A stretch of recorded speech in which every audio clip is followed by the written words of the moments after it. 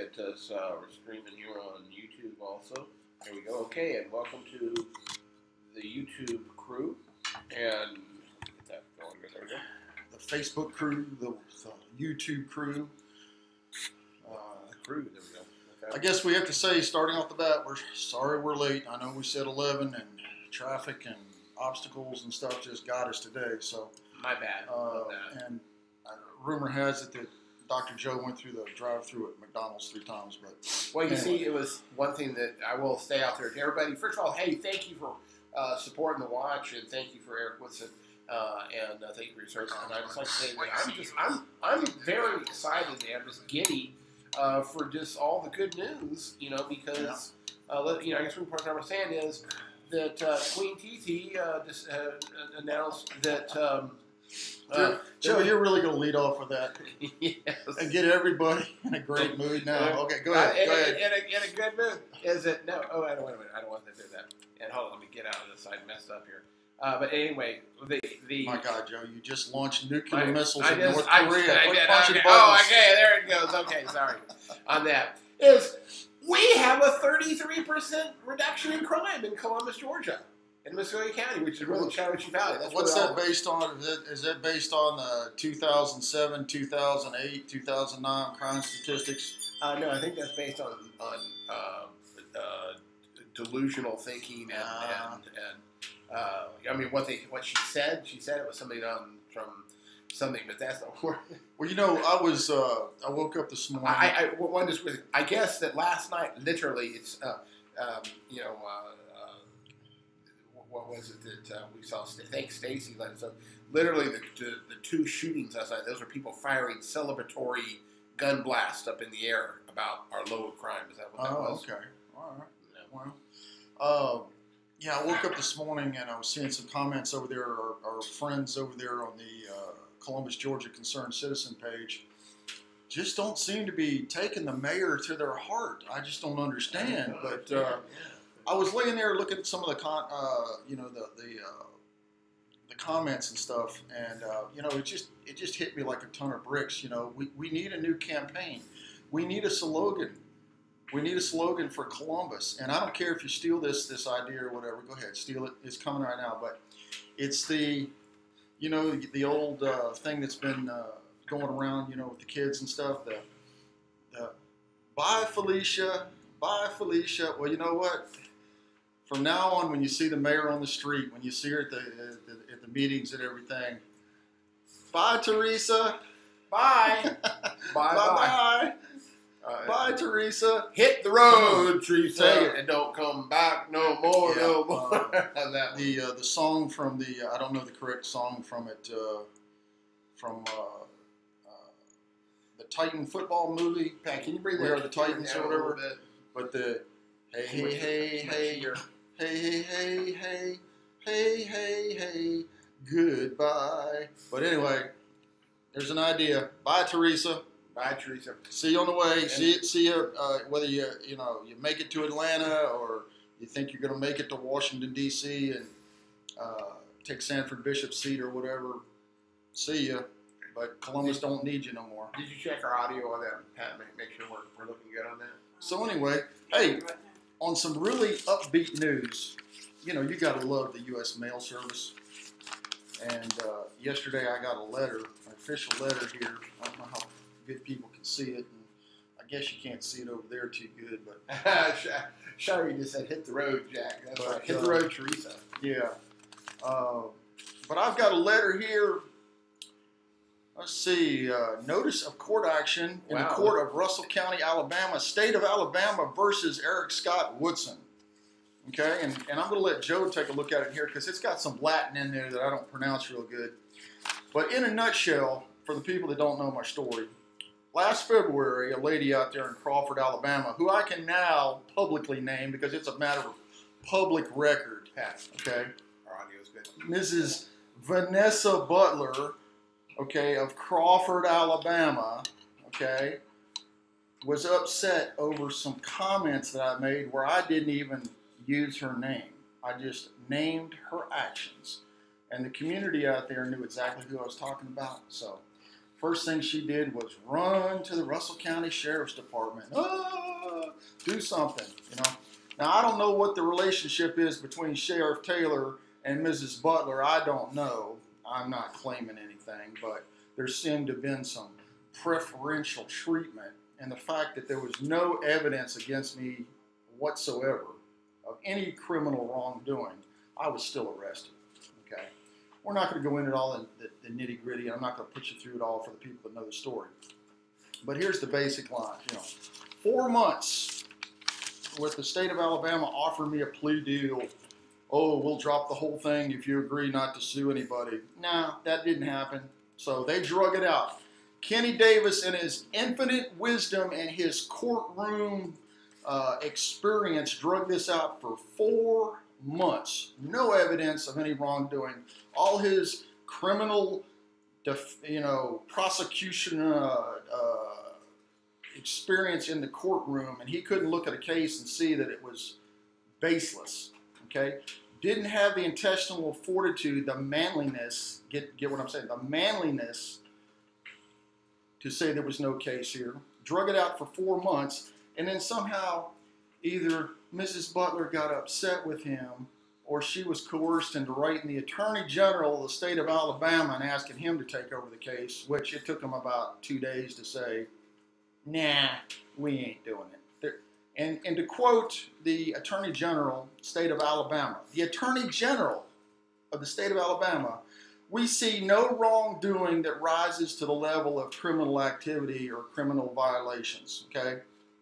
So in other words, So what we've got here is a piece of paper that was finally issued after 5 months of hanging over my head. Only 5 months? 5 months.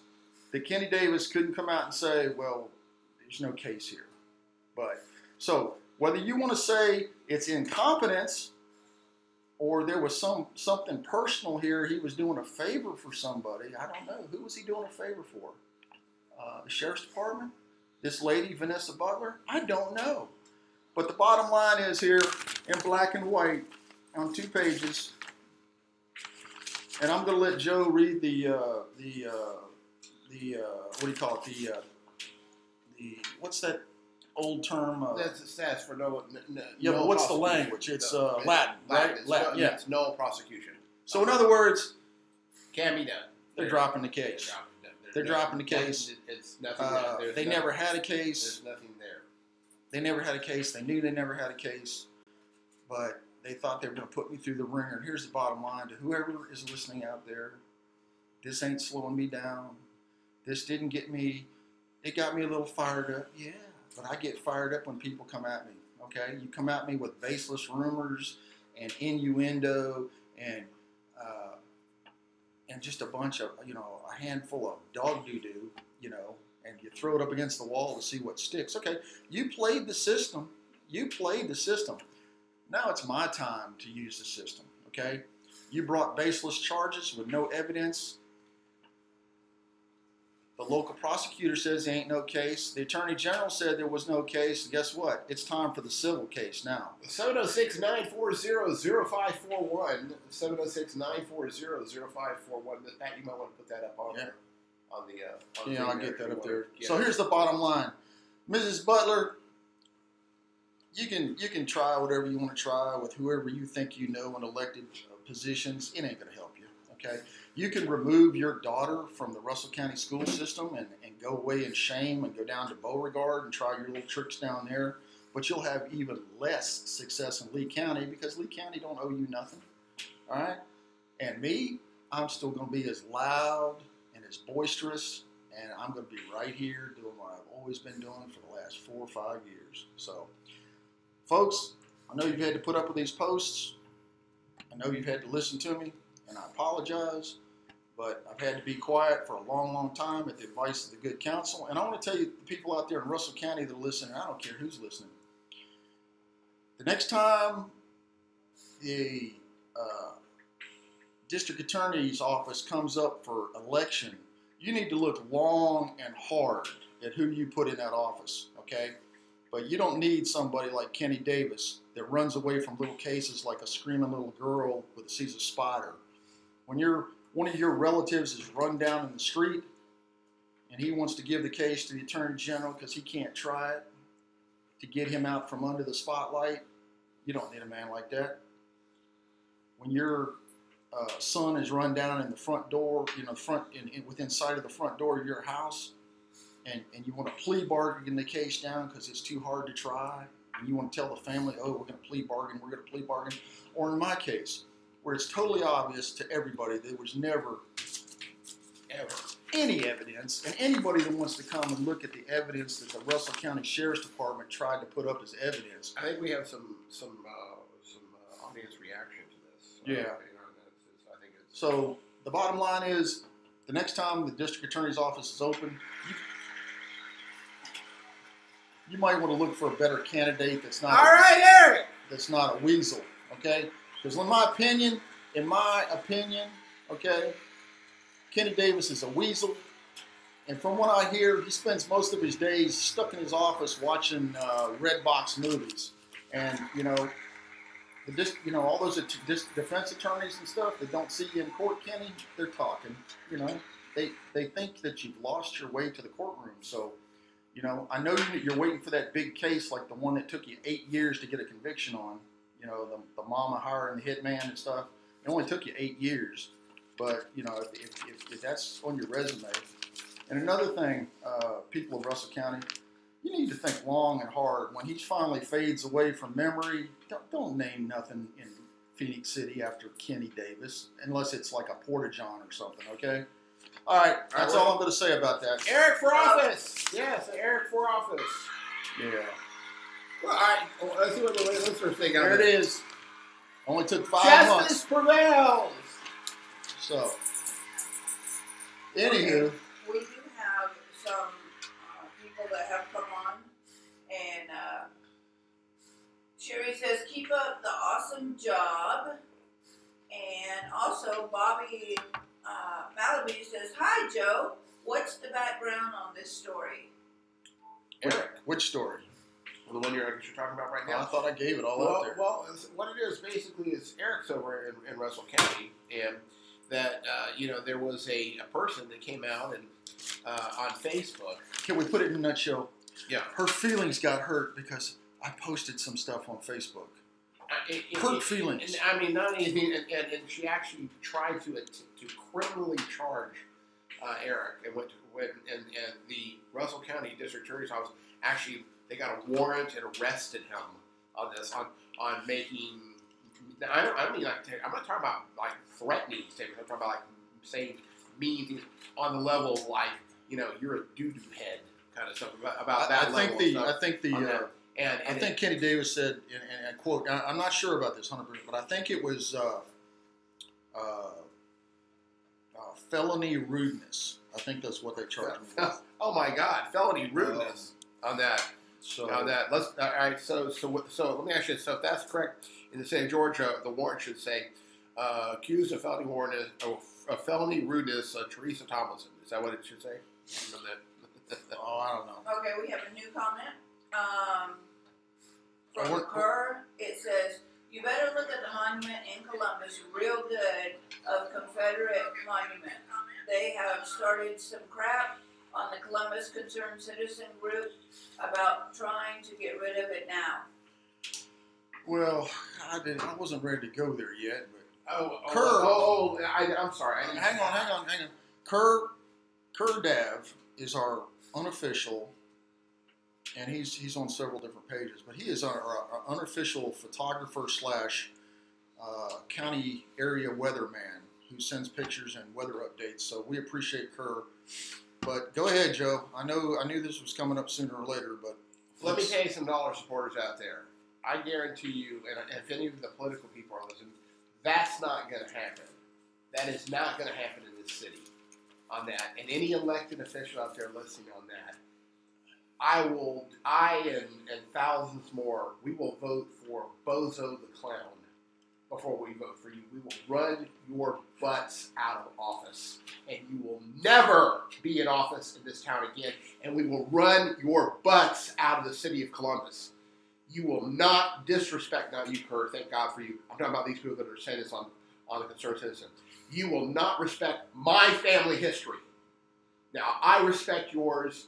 Let's do it, but God bless you, the people that are against it on your family history, your heritage. You're not going to piss on mine. It's not going to happen. And you want a war? Come on. Ooh, I think you touched a nerve. I'll give you a war you won't believe. Well, let's calm down just a little bit, and let's talk about this rationally. No one is defending any Nazis. Okay, let's get that straight. Thanks, Kerr, by the way. No one is defending anybody in the Klan. I certainly am not defending those people on the left that cover their face every time they go somewhere so their employees can't see them, and they've got the masks on. Okay, anytime you got to go out in public and wear a mask, that should tell you something. Okay.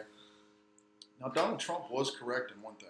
Okay, maybe his delivery is not well. Okay? He does not deliver his message well, and I've been accused of that.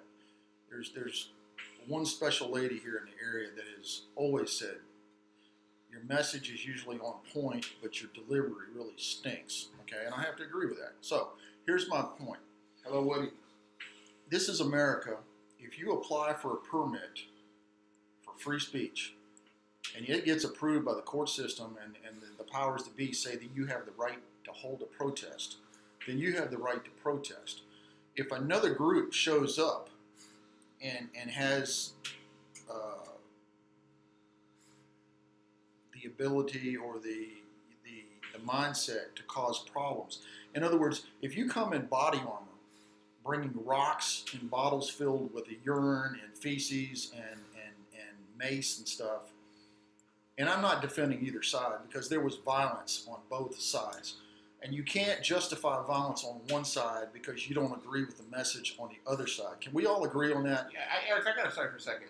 I am offended by people who, not you, Eric, that are trying to put together my Confederate heritage with this crap that went on in Virginia.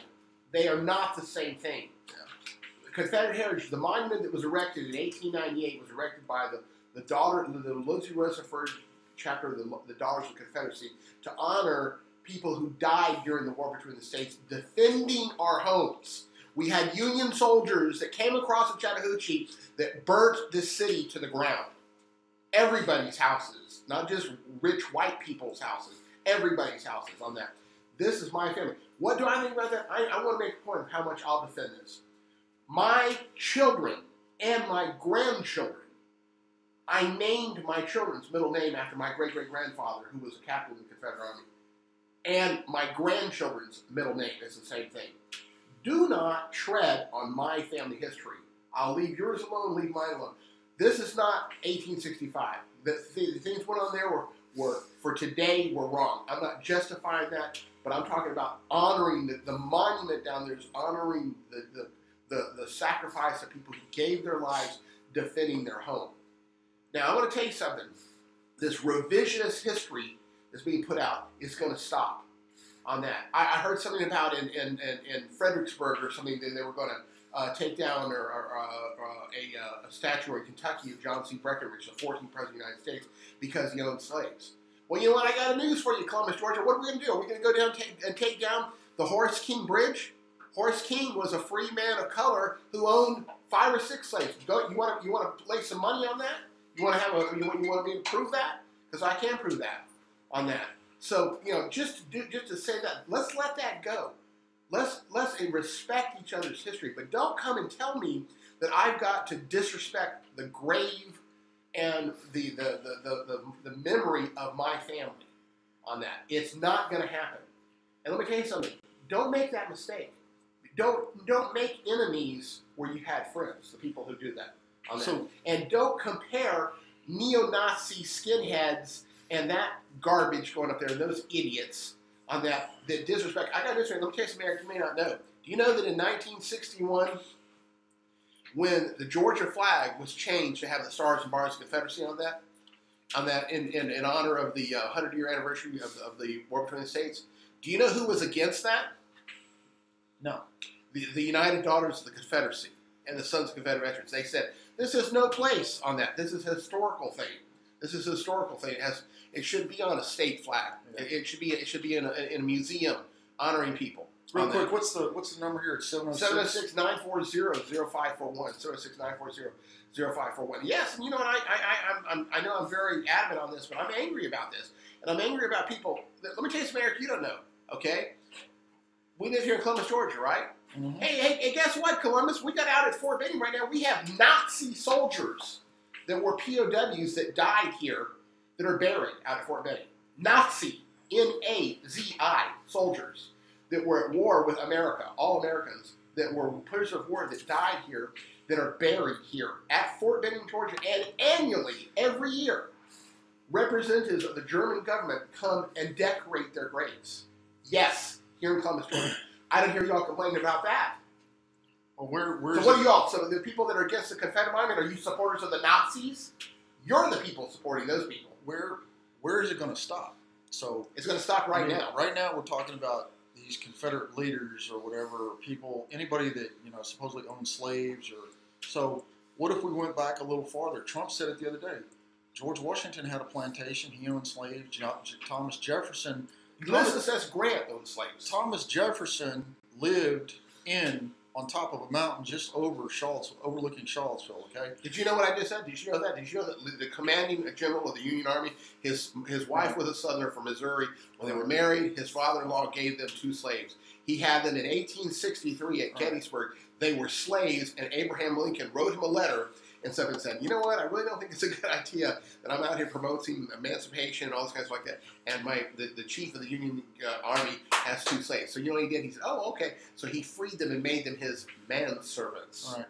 So anyway, up in Charlottesville, I grew up for the first 20 years of my life in the Virginia, the Shenandoah Valley, and then I lived 10 years, 20 years, 10 years over just outside of Charlottesville. So UVA is a very progressive, very liberal, has always been a very liberal city because just like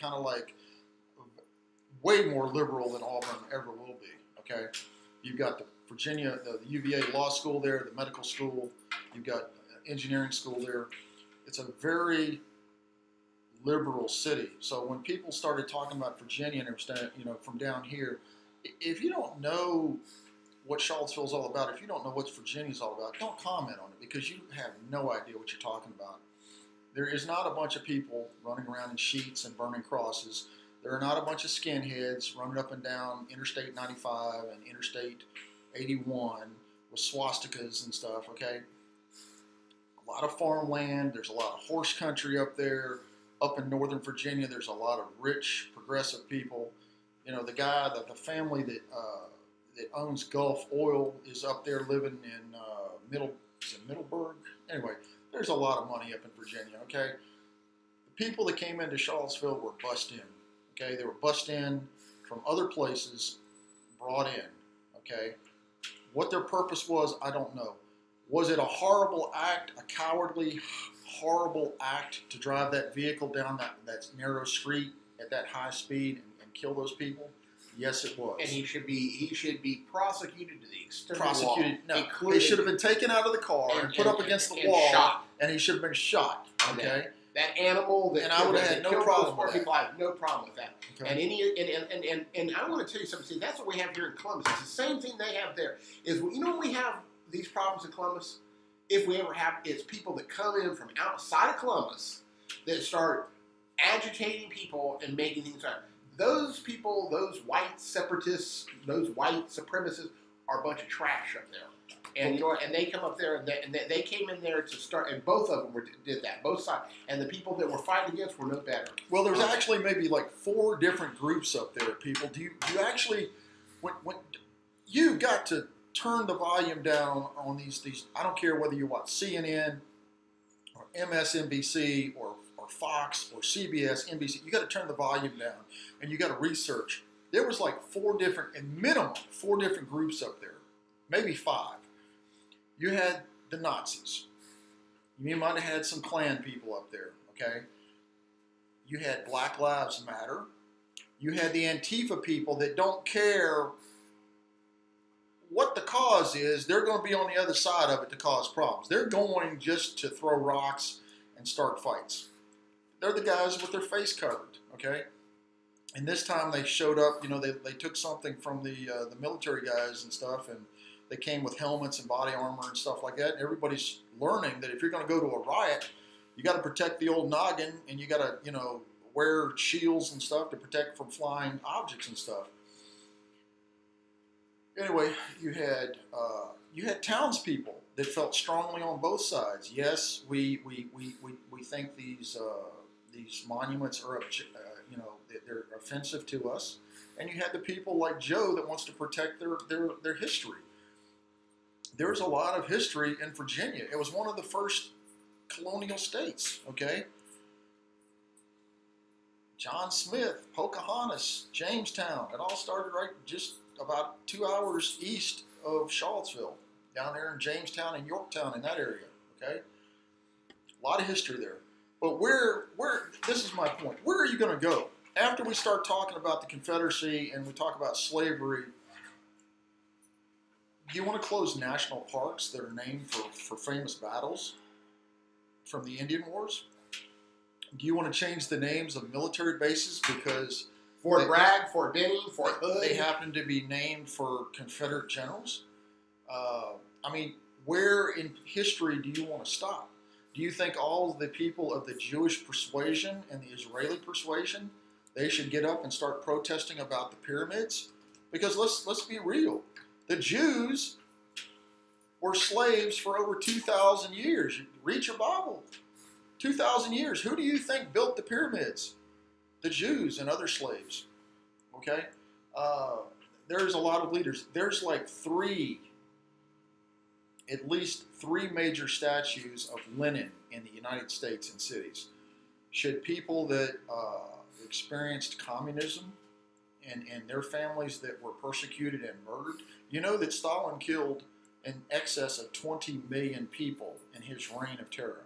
20 million people. Okay? So, should every statue of Stalin and Marx be taken down? Everyone has something offensive. At one time, we all came out of the caves, you know, and started beating each other with rocks and sticks and clubs. Okay? And then we got spears, and then we got bow and arrows. There has been some type of conquest all through our history. And it hasn't been, but where do you draw the line? You know? Well, we have several comments. Linda, excuse me, said, I don't understand people today. If you want to do away with one history, then you should do away with all histories. And then Kerr wrote in, and he said, I say it all the time. Without your history, what are you? I've been doing research on local history for decades. I've put my hands on letters that files list of some Confederate soldiers and people. You don't know how rough it was back then. Well, I can tell you, let me give you an example of that. Okay, let me give you an example of that. I have lots and lots of ancestors that fought for the Confederacy, but let me give you an example of something, okay? On my grandmother's side, my family is from North Georgia, from Dahlonega and Hiawassee, that area. My great-great-grandfather, his name was John B. Parker, that was an older man that was an invalid, and he had a 16-year-old son, Taylor Parker, of that, which was my great-grandfather. And let me tell you something. Do you know when they interacted with the Confederacy? They interacted with the Confederacy when a man named William Tecumseh Sherman, who was very famous for saying "war is hell," that cut a swath 60 miles wide across the state of Georgia, where he literally went through and burned every church, every place of worship, every home, every business, and everything. And you know what? My great-grandfather, they were in the Home Guard, and they had known one slave. They had nothing to do with slavery. They were poor people that were terrified. But they went out to meet him as he came through. And one was killed, and the other was wounded, and their home was burned to the ground. Not a plantation, a little shack and stuff that they had on there. So what I'm just saying is exactly what Kurt has said. And let's not get into real history, because you know what? I'm a historian also. And if we're going to bring into history, we're going to bring over how, leave it alone. Hey, I am thrilled for Hispanic Americans, African Americans, Italian Americans, whatever you want to be proud of your heritage and know your heritage and share it. We can share it together and have diversity, and we can have things and all that. But do not attempt to destroy my heritage it might be at the expense of yours. Because you don't know what you're talking about, and you don't know what you're doing. And this is Columbus. This is the South, and we have to be sensitive to that.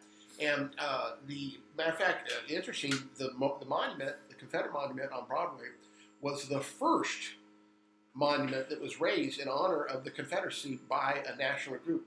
And the woman, guess who the woman was who was in charge of that? Anna Caroline Benning. Does that name sound familiar? Benning, yeah. Yes, her dad, Henry Elizabeth. By the way, General Benning, Confederate general, was also, after the war, was the governor of Georgia.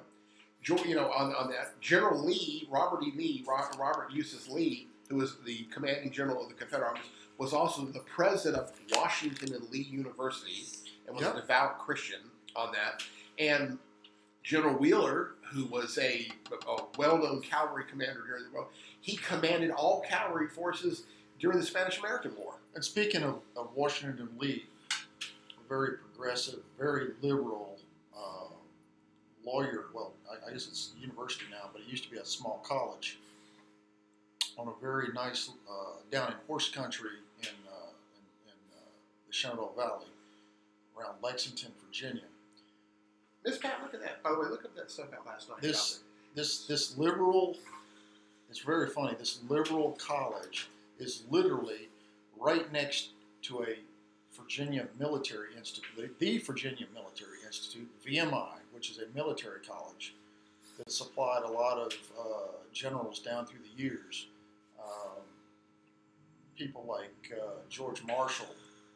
I think Patton possibly went to VMI for a year or two. No. I could be mistaken on that, but I know that. But VMI is probably one of the oldest, best-known military institutes. VMI, Virginia Military Institute, which was it was known as the West Point of the South, and was one of their instructors was very famous. I think you heard him, Thomas J. Jackson, Stonewall Jackson, who was also a famous Presbyterian minister. And I'm telling you right now, you go to VMI and try and take down Stonewall Jackson's statue, and you're going to have a fight on your hands. And have you ever read the monument? By the way, people out there that even do you know what it says on there? It says honoring those who died defending our home, not the Confederate cause or slavery or anything like that. These were people that literally went out and were raised. And matter of fact, let me tell you something. Do you know that the people getting a little bit of history here? Did you know, Eric, that actually General Lee, who had been a regular Army officer, he was offered command of the Union Army. Oh yeah, and do you know what family? And do you know what he said? He said, "I mourn for brother and brother fighting against each other, but I cannot and will not raise my sword against my beloved Virginia." Do you know that Robert E. Lee's family was heavily intermarried into the George Washington family? They were lived at Arlington. Yeah.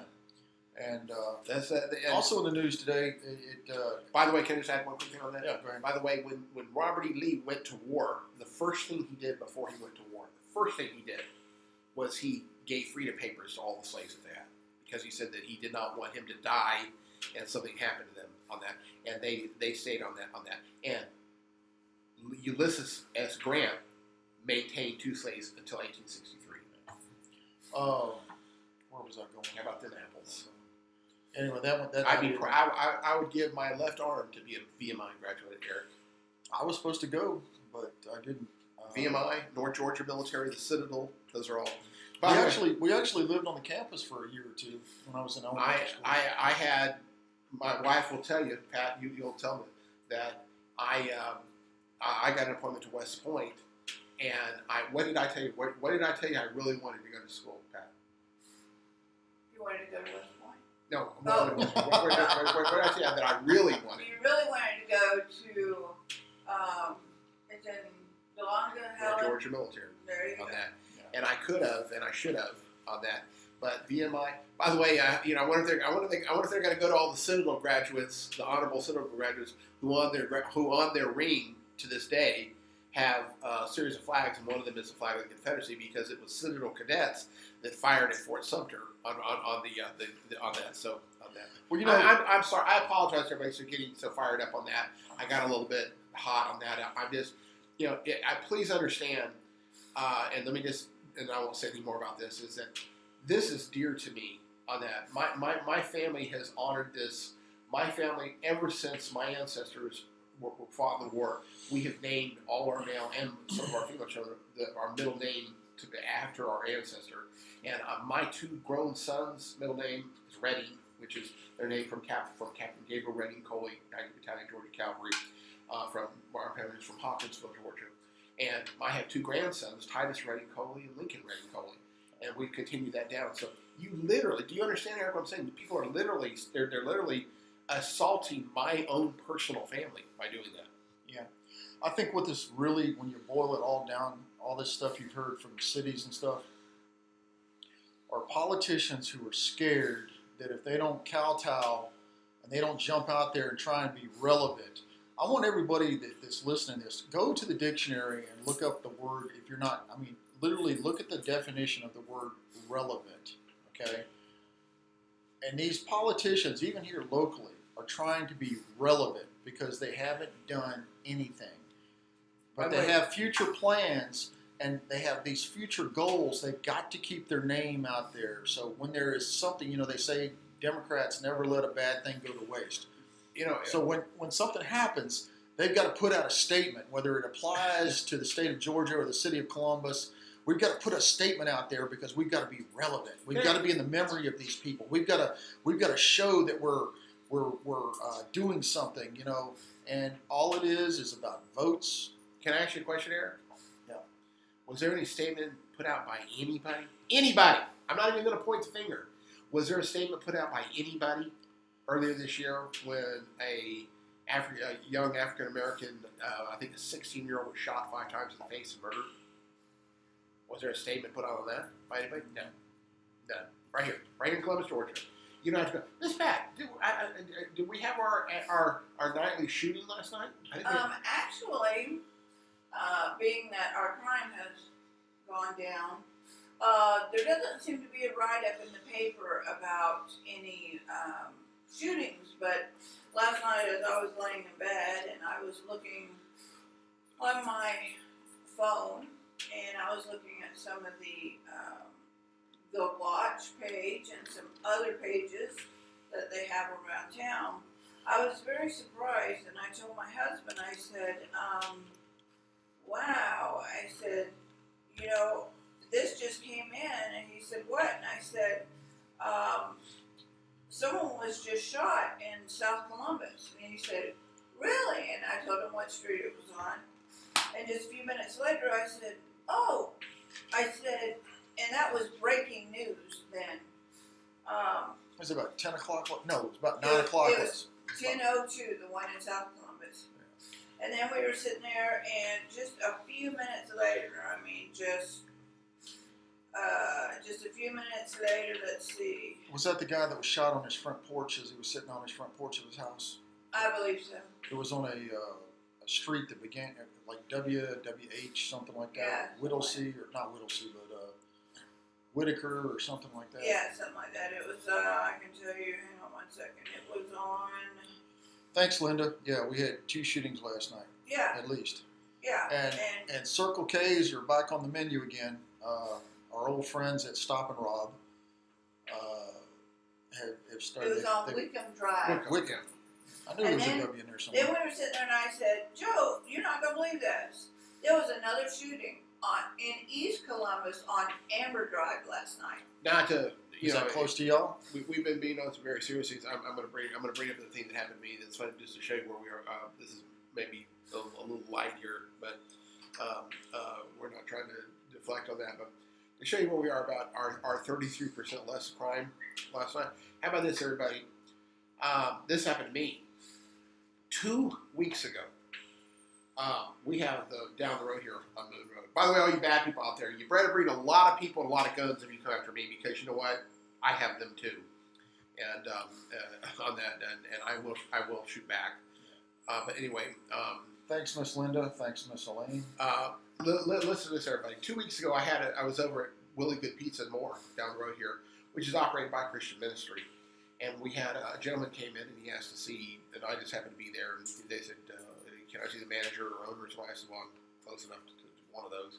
So I went out there and spoke to him, and he gave me this, and he was in nice clothes, about my age, and was driving a relatively new Kia and had his wife in the car, silver Kia, by the way, Georgia plates, REC something, I don't know what the last part was.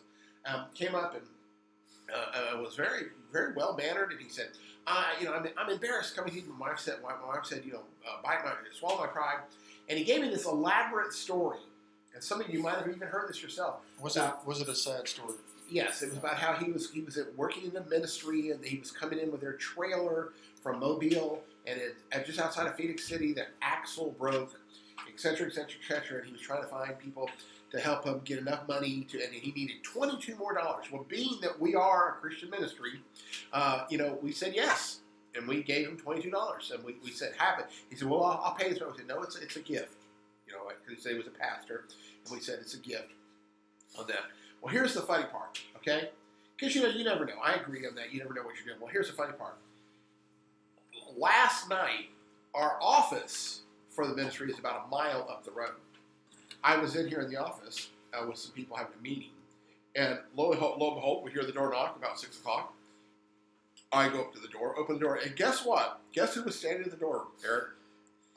That same gentleman that was nicely dressed? Yeah, and was so stupid, he didn't even remember me. He didn't even realize it was the same guy. And he went into the app. It was like it was pre-recorded. It was the exact same story. Hey, my wife told me not to go here, but I had to swallow my pride. But I'm going over Mobile, blah, blah, blah, and I look and I go, I said, okay, excuse me, I said, let me get my wallet. And I walk in there, and I have my gun in my pocket, and I walk back out there, and I said, hey, moron. I said, take a look at my face again. I said, you piece of garbage. I said, did you realize that 2 weeks ago you just did the same scam on me down the road, and I was dumb enough to give you 20, and that, by the way, that was out of my pocket, my personal pocket, not really good. But I did that. I said, now get in your car and get off our property. I'm going to call Columbus 911 and give them your tag number. That's why people have, when something really bad happens, and people try and get people together to help somebody, everybody's so skeptical about, is the story for real? Is this a scam? Oh, I'm not sure.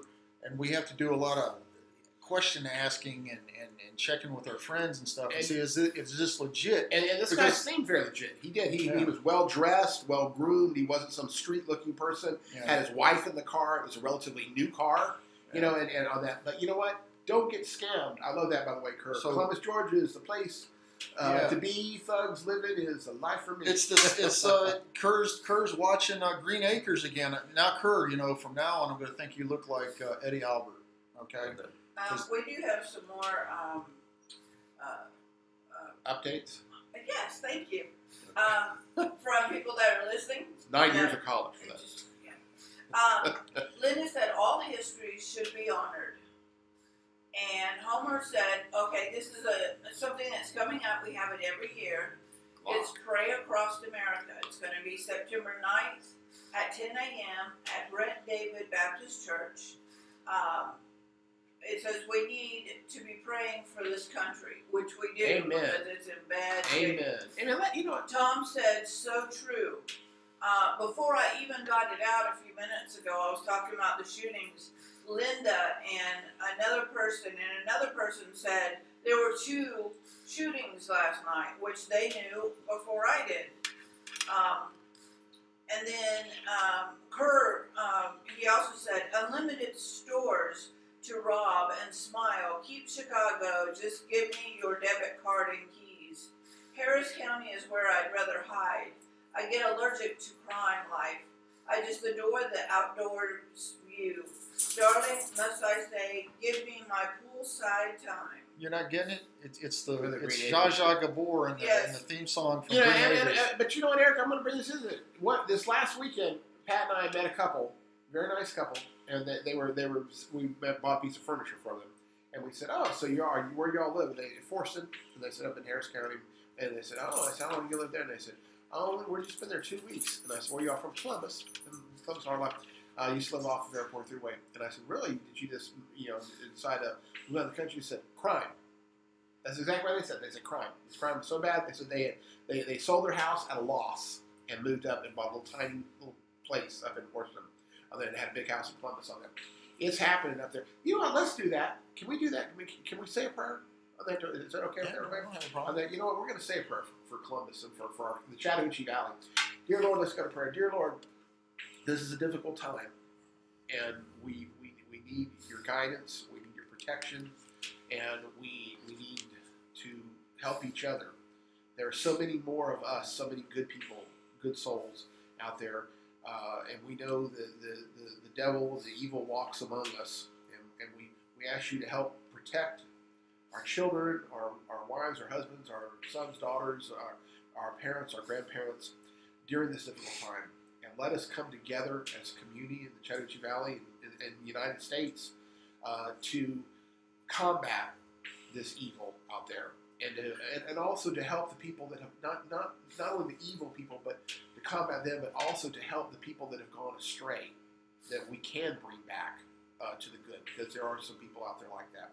And help our law enforcement officers, our public safety personnel, wherever they are. Bless them, keep them safe. Eric Woodson and the Watch, people like that are out here doing this community good.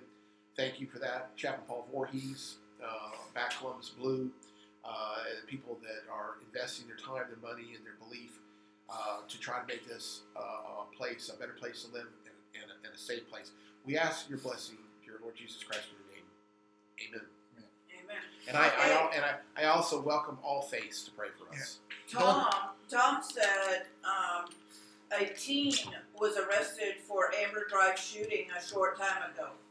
That's good. Linda said, I remember years ago a stranger put his foot in my door. I introduced him to my Mr. Boss. I told him, move it or lose it. I was going to blow his foot off. And Linda also said amen and is praying for us. Thank you. We need that. We need us to pray every night, all of us together. Hey, we should also mention Mr. Jed Harris, who is part of the Back Columbus. Thank you, Jed. Yes, absolutely. He's a real nice man. Thank you, Jed. Thank you to our judges. Hey, at the beginning of the show, I guess I'm getting older and stuff. Things go in one side of my brain and slip to the back, and I forget about it. But apparently there was a hit and run over in Columbus about, probably going on about 11, somewhere between 11 and 11:15, somewhere in there, over on Stadium Drive. And apparently a pickup truck hit another man and then attempted to leave the scene. Apparently one of our watchers has the tag number and vehicle description. So if anybody knows of somebody over in the Stadium Drive, a Phoenix City area, that was the victim of a hit and run around, we'll just say between 11 to 11:30, somewhere in there, maybe even earlier, a little bit before 11 to 11:15, 11:20. You do have a witness that's got a pretty good description and a tag number of the vehicle that left the scene up Stadium Drive. So you see, the more people we have, the more things that are seen. You don't know who's going to come to help you one of these days or see something that's important to you. Eric, by the way, 706-940-0541. The reason I'm going to give that out, the next 4 people that call in to Miss Pat. Yeah, we got Kim. 706-940-0541. I've got a Back Columbus Blue T-shirt for you. And I've got sizes from small through 4X on that. And we're still working on the watch T-shirts. We're working on that. We're getting the final details of that, and they're going to be available. And we ask everybody to consider, if you like the watch, this ain't going to go pay anybody. This is going to go to it's just to help us out with cost and stuff. And I'm telling you, in the future, some of this stuff we're going to have. We're going to have our journalistic team. We want to have people a team. We're going to have people like out on the street where things were happening with equipment and camera, where you can see it live like that, right there. Kim said that was a handicap tag that was on the truck or car that hit that person yesterday. Well, let's talk about handicap tags real quick. I've been up to the school again, and it looks like, you know, at our school areas and stuff, I'm just going to say that in my case, I'm going to particular 2 schools and stuff, and we still have people that are parking in the handicapped spaces, folks. Now, look, you're not important, okay? There is nothing because you're late. If you're a healthy, able-bodied person, park in a regular space and leave the handicapped spaces for the people that need them. You know, we have the state and the city spends those money on those signs aren't free. They got to put those signs up. They got to paint the pavement. Those are for the people that need them. I guarantee you are a selfish, yes, self-centered people that take a handicap space. I don't care if you think because it's only 3 minutes, it's okay. It doesn't matter. You know what? And we need to, as a community, and I will do this. My wife is handicapped, and she's on auction 24 hours a day. I'm going to tell you something. If I see a car, that will tell you I've done it. By the way, there's 2 things. We're both former police officers. There's 2 things in the state of Georgia, and I think it's the same in Alabama, that you can be written and charged with on private property, and that's reckless driving, DUI, or handicap tag on that. And it's $500 fine in the state of Georgia. And I'll tell you what, if I see, if Pat see me do it, if I'm at Walmart or wherever I am or school, if I see a car that does not have, and I look, a handicap tag on there, and God bless you if you do, and God bless you if you're a disabled veteran, 100%. But if you don't have one on there, I call 911. Yeah. And I say, I want to see it on there, and I want this car towed, and I want it, I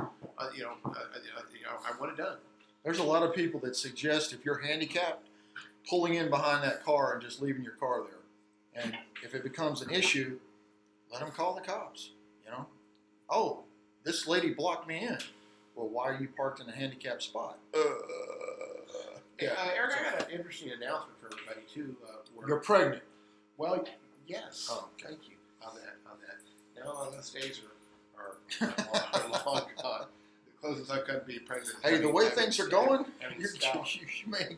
This is the closest thing I've come to being getting a new child right here on the this is the scout dog. Yeah. On that. But I do have an interesting announcement. All right. You can go up and get these right now. You can call us 706-940-0541. We'll let you know. We'll hook you up with who to call this, or you can go by Money Miser on Robbie Witten's place on Manchester Expressway. Mm-hmm. The Kiwanis Club is having their annual. It's a fundraiser for children's charity, and what it is it's they have 1,000 tickets and it's $30 for a ticket. Okay, and let me tell you what it is there are 30 guns, handguns, shotguns, and they're all $1,000 guns or shotguns. I mean, these are top, and they're listed on there.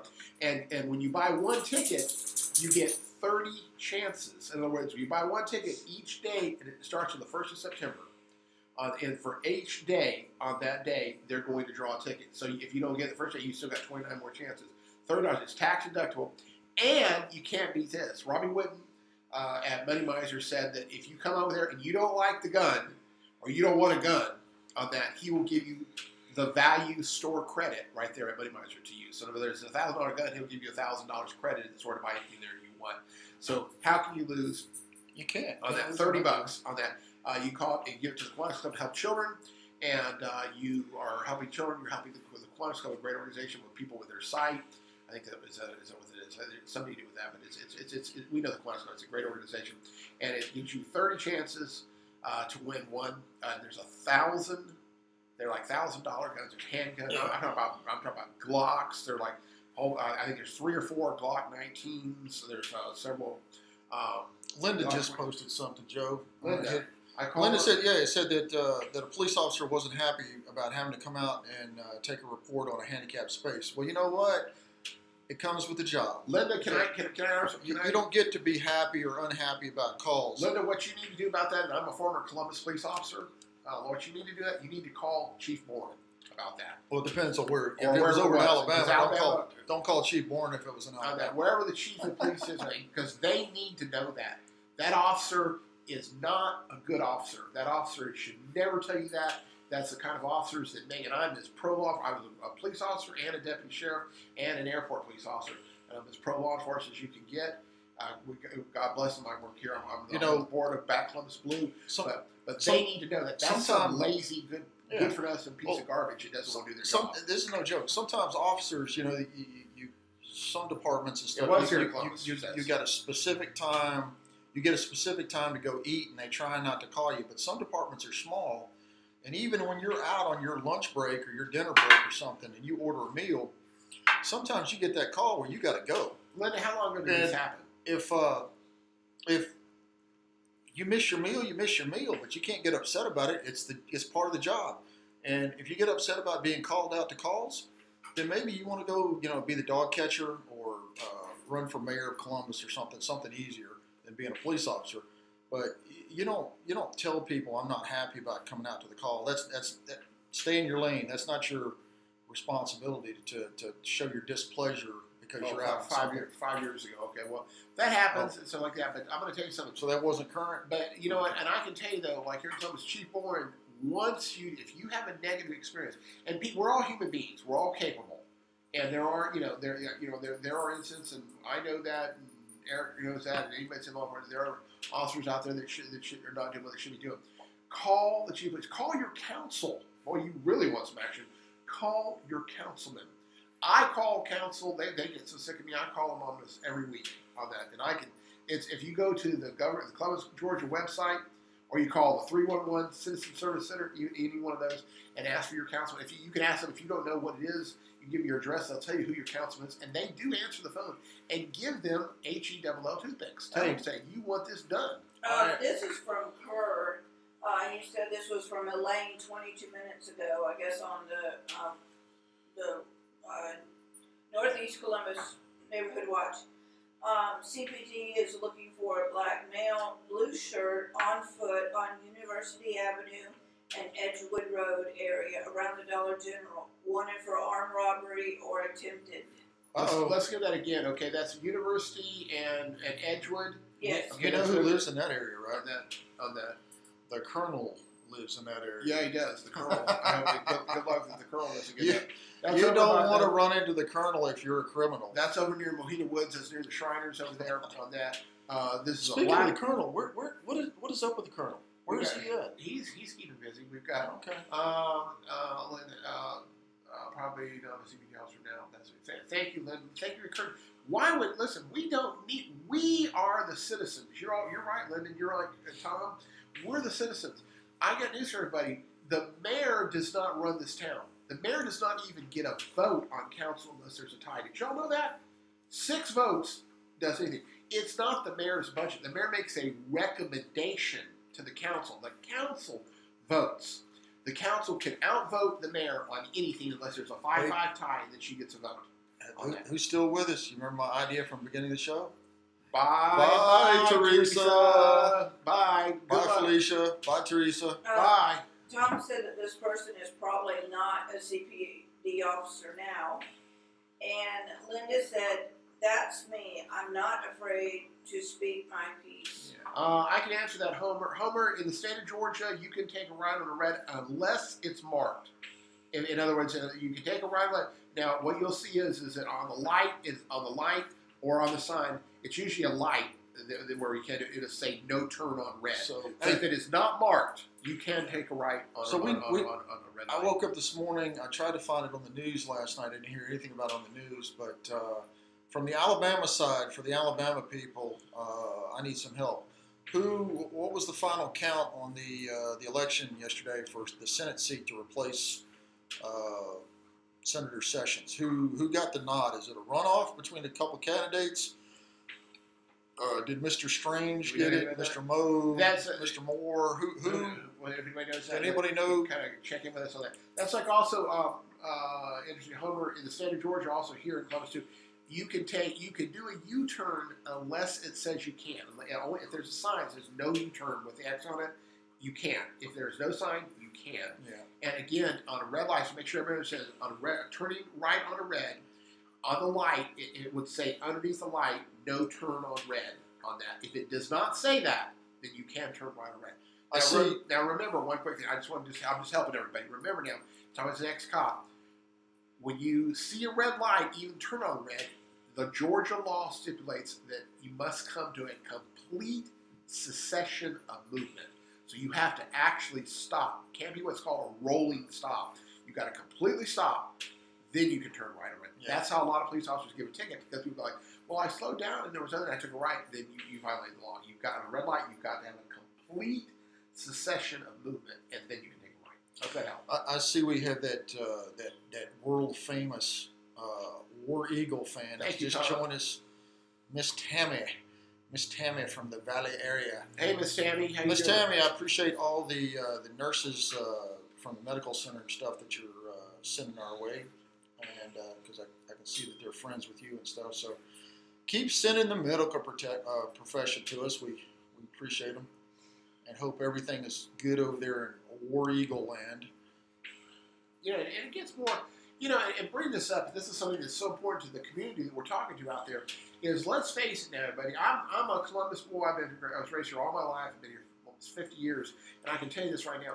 Though things have changed. We live in the Chattahoochee Valley now, and see, that's another thing that the mayor does in Columbus.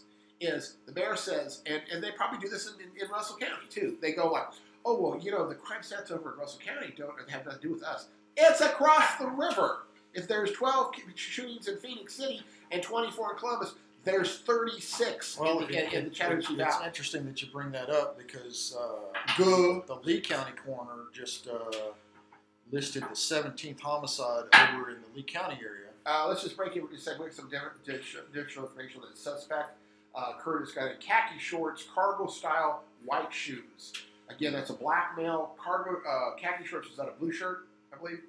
Yes. Blue shirt, black male, blue shirt, khaki shorts, cargo style, white shoes in the Edgewood Road, University Avenue, on that, over there by the college over there, okay? So anybody, do not approach this person. If you see them, call 911, immediately tell them where you are. Well, the first thing you need to do, whenever you call 911, when they say 911 is the emergency, I used to be in 911 one time, the first thing you need to say, this is Joe Coley, I'm at 5820 Moon Road, wherever you are, give them your location. So remember that. When you call 911, you tell them, this is Joe Coley. Just kidding. No, you can do that if you want. I don't care. But we have, Miss Pat has something. It says Roy Moore, a former state Supreme Court Justice, and Senator Luther Strange, who was appointed earlier this year, advanced on Tuesday in the Republican primary for the Senate seat in Alabama vacated by Jeff Sessions, now the Attorney General. There will be a runoff on September 26th. So usually I don't push my political views on anybody. Come on, push. But do a little here's my thing. Shove a little bit. I want to tell everybody, when I went in there and voted yesterday at Smith Station, I voted for Mr. Roy Moore. You know why? Because he's not a professional politician, okay? And two, he didn't look the other way when our ex-governor was keeping a girlfriend, and the governor's, paying her $500,000 a year, had to end up resigning because of public outcry. And the Attorney General of the state of Alabama can't find any wrongdoing. He looks the other way, and then, when I give him a pass, I just seem to get recommended for this Senate seat. I'm in line. So I'm not saying any wrongdoing was doing, but it just stinks to high heaven. Okay, in Alabama, we seriously need a change. We need some new faces. So if you know anybody, I don't care. Let's say that again. We need some new faces. Well, yeah, we do. We need some real people, and you don't have to be a millionaire. Get out there and think about life and serving your fellow people in the political arena and stuff. And maybe we're talking to some young people, some young lawyers, young whatever, that might take a crack at it, because I'm tired of the old guard that just go along to get along, okay? We need people to come back and represent, and we need some politicians that will come back and talk to the people and find out what's important to them, No, I'm not ready to run. You should. People that care about other people. Thank you, Linda.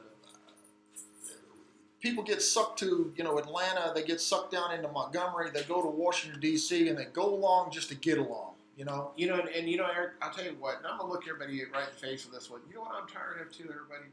I'm tired of all of us living in fear. We all live in fear. We're afraid of the streets out there. We're afraid of crime. We're afraid of losing our homes. We're afraid of that if we say something, some government official is going to come and, get us or something like that. Well, you know what? We got to together we are strong. Yep. You're right, Tom. Tom, you're 100% right. You got it, Tom. You got it. Yeah, Linda, people who care about people. Eric for president. Yeah, go. I believe it. But let me tell you something. If we could do, and we're going to do this. We're going to orchestrate this. I don't know when. I don't know how. I haven't even talked to Eric about this yet, but we're going to talk about it right now on that. If we could get, and I'm going to give you a really realistic number. I mean, we have 15,000. He has 15,000 members in this organization. If we could get 50 people, 50, to show up at a council meeting in Columbus and in the commissioners meeting, whatever y'all have over there, and their little rear ends would tighten up where they could probably make a diamond out of a piece of coal on that, because there's a lot of issues that people want answers to we can't get. And and Eric and I found it scares me to death, doesn't it, Eric?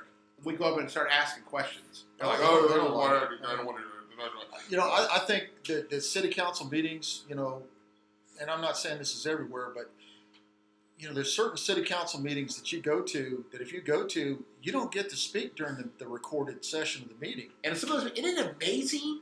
I mean, this is called sarcasm. Yeah. Isn't it amazing that almost all those meetings that we go to, or you go to something like that, or people go to, that somehow the video gets lost, or the cameras don't work. And then you go to other meetings, and if you do get the chance to speak during the work session, the actual area that people could come in and listen to what you have to say is in other words, the people that want to speak have to be out in another office or something because there's not enough room to get people into the work session meeting. That's wrong. These meetings should be public, where people can get in there and hear what's being said and have an opportunity to speak in front of the camera. And that's not happening everywhere. Okay? So that's why some of these people, and these meetings are held during the middle of the day when a lot of people are at work and they can't make the meetings. What's the sense of that? If you're going to have a meeting where people want to come out and speak about something, then have the meeting in the evening or something after dinner or something, or have it in some venue where people can come and hear what's being said and hear the position of the people on the council. And if it's not being done, then these people, your voice is not being represented because you can't be heard. Having enough space for one or two people to come in and stand in front of a table and say, I'm concerned about this, I'm concerned about that, but it's not being recorded and stuff. And I've seen it. I've seen it happen, and it's wrong. It shouldn't happen. These meetings should be held where the public can come and listen to what's being said. And when I say being said, I'm not talking about the stuff that's already been decided and voted on or about to be voted on, and nobody gets to stand up and have a say. Okay? And you sit in the audience and just watch. That is not being represented, and that's not how the process is supposed to work. Okay? You should be able to get in there, come up to the mic, get your time to speak, and be heard, and it should be recorded. And if that's not the way that's happening, then you've got a system of government that's just going through the motions. I hope everybody understands what I just said. Now sometimes there's these big events and stuff that a lot of people are going to show up and they know, and then they make special arrangements to have it at a recreation center or somewhere else at a citizen center or something, or a central activities location or something. But there's a lot of stuff that people talk about on a daily basis that we don't understand. I'm going to come back to one. Why certain people over on the Alabama side have to be held hostage by one cable company. All right, yeah, I'm going to come back and say it again. And if there is some type of agreement for a certain city that voted on it and gave somebody a lease for 99 years, that's fine. But when you go to the next county over, that same agreement shouldn't affect people in another county, okay? Not when those other people in that other county have 3 and 4 choices. If you go 13 miles down the road and they've got 2, 3, 4 choices, it doesn't make sense. And that's just one thing, and that's another thing that the politicians are just not looking at. That's what we're giving away. This one. We're giving away 4 of these. Oh, 4 of these? Yeah. Is that call in? Well, if we get some call-ins, we've got some nice We have that up through 2X. back to blue. No, and I think that's the Hometown Guardian one. Yeah, and this is got a nice American flag on the back with a nice scripture. And we have that all the way up to 2X in that one. All the way up to 2X. Yep. And this one's trying to be eaten by a dog, but you can't see that on camera. But anyway, yours free. Anybody that wants to call in, and that number is 706-940-0541. And let me say something. I know we owe a T-shirt or two to some people. Yeah, and I don't know why y'all not calling. There was a guy from last week that called in a real good report on I think it was a downed tree and some power lines. I think that was in Columbus. And I want to say his name was John or something. But we need to get John. Maybe Miss Elaine can help me out with that. But I think John definitely needs I think he said a large T-shirt, and we're going to get that to you. We'll get it to you if we have to mail it to you. We'll get it to you. Oh, we'll just deliver it. We'll deliver it. Okay. So, folks, what else is going on out there that anybody's concerned about? Okay, this is a network sharing thing out there. Okay, and right now we're having some issues and stuff with getting stuff from the watch shared to other pages, and those people in those pages being able to see that kind of stuff. But we're going to get it worked out. Eric, while we got people coming, I wish I had an extra phone I would call. Linda, you can text us. Remember, you can text us too. Let me tell you what. I'm going to give you a number you can text us. You can text me at 706-289-5972. 706-289-5972. 706-289-5972. If anybody wants to text, you're on the phone and you need to text us on that. Text me on that, and we'll get you your shirt on that. I know.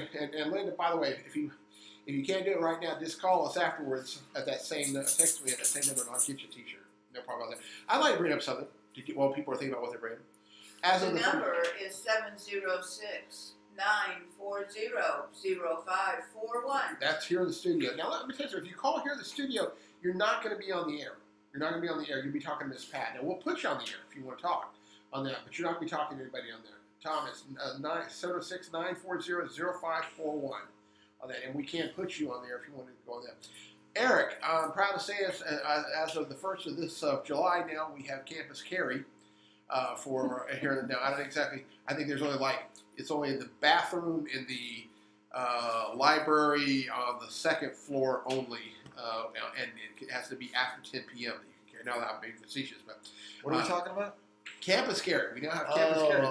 And which, I don't understand this whole thing about issuing a concealed weapons permit and then having a couple. Now, I can understand in court. I can understand when we have a court where there has to be security has to be maintained when we have a suspect and we have potentially the victims right there and family members. That's obvious on that. But to sit there and tell me when I'm walking down Wynn Road to say if I'm 6 inches, literally 6 inches on the concrete, I'm within my legal rights to be carrying a handgun. Well, but if I step 6 inches on the left onto... Did the Georgia law put all these stipulations... Are all these stipulations... 706-940-0541. 706-940-0541. Scroll up in the comments, because we'll put it on the comments. Are you sure that phone's working okay, Ms. Pat? Yes. Okay, good. Anyway, are all these stipulations in the law about... Oh, you can carry on a Thursday, but not if there's a high school kid in the bathroom. I can tell you what it is. Is they did a little to get it passed, they did a little catch-22. No. And here's what the catch-22. No, basically the state law, basically what happened is that why this passed on a state level, and why it's passing in a lot of states, is people have challenged, is we have what's called,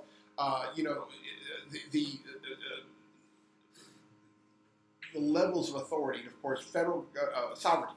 The federal law supersedes state law supersedes county supersedes city supersedes village or whatever you want to call it. Right. So supremacy law. So anyway, what it is people went to the Supreme Court and stuff and said, hey, the Second Amendment says you can carry a handgun or carry guns on there.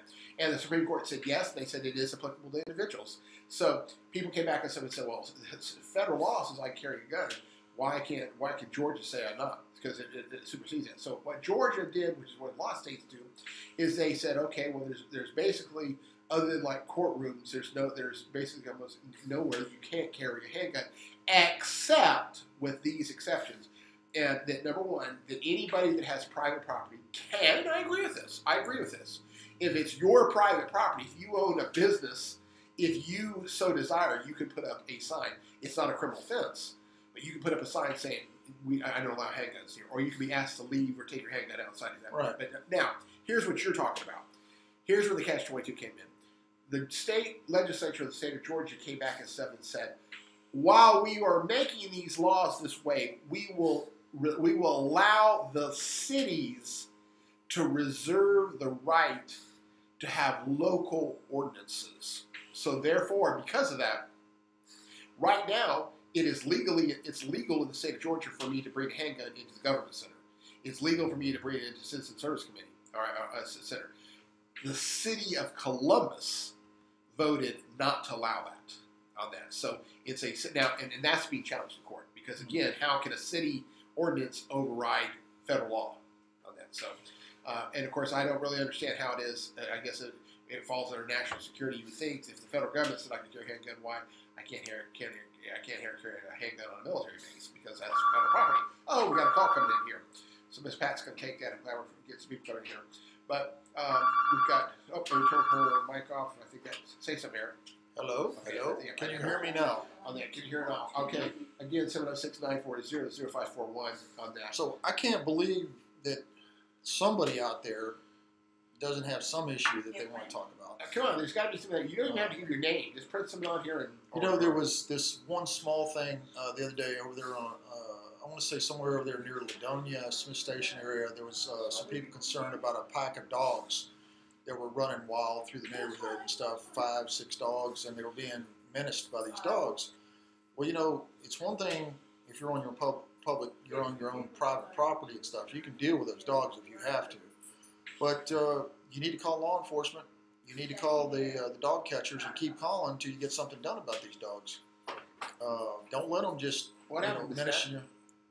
The lady that just called on the phone said that she has her concealed carry permit and she carries wherever she goes. But the people that post these signs saying no weapons allowed or no guns allowed, all that's doing is telling criminals I can go in there with my gun and hold up those people because the honest people aren't going to carry their guns in there. Well, no. Let's go back. Let's listen to what I'm about to say. Those signs carry no law authority whatsoever. Okay, if you are carrying concealed and you go into a restaurant or a business that says no guns, you know what? Don't worry about it. Don't brandish your weapon. Don't tell them you've got a weapon. Just it's not a criminal offense. The worst all thing they can do is say, ask you to leave. Say, is that a gun in your pocket? If you think, say, well, we got no problem.